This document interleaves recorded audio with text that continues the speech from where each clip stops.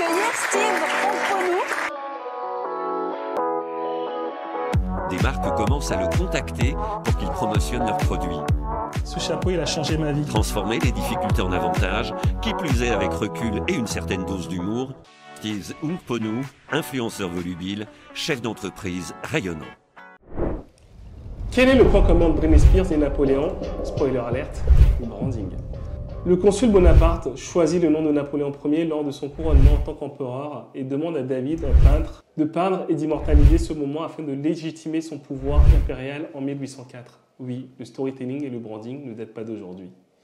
Dans sa composition, David, le peintre, s'inspire de l'œuvre de Marie de Médicis que Rubens avait représentée pour légitimer la régence. David magnifie Napoléon en mettant en avant le geste de Napoléon qui couronne l'impératrice, en mettant le pape Pie VII comme simple témoin et l'empereur comme la personne qui réunit deux mondes, avec à droite de Napoléon, le monde religieux, le sacré, et à sa gauche, l'univers républicain, le monde laïque. Le but est de faire le lien entre le pouvoir politique et le pouvoir religieux. Napoléon utilise le branding avec la couronne de l'Orient en or pour l'Empire romain et le manteau pourpre pour la Rome antique.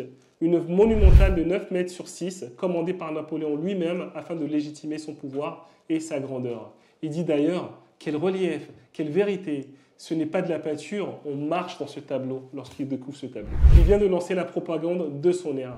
Comme Napoléon, contrôler votre image peut forger votre destin. On est au courant de tout ce que Napoléon a réalisé et comment il a une place dans la société française et même européenne. Ce branding a contribué au règne inégalé de Napoléon dans l'histoire. De l'autre côté, Britney Spears. Vous me direz pourquoi je parle de Britney Spears avec Napoléon. Britney Spears, elle a connu des hauts et des bas. Elle a lutté pour reprendre les rênes de sa propre vie et de son image avec un père toxique. Elle aurait pu aller beaucoup plus loin avec un branding maîtrisé, mais son père ne l'a pas aidé, son entourage ne l'a pas aidé.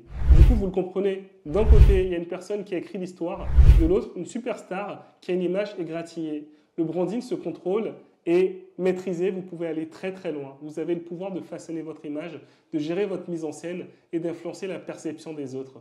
Que vous soyez un leader en devenir ou une superstar, n'oubliez pas que votre branding personnel est votre atout le plus précieux.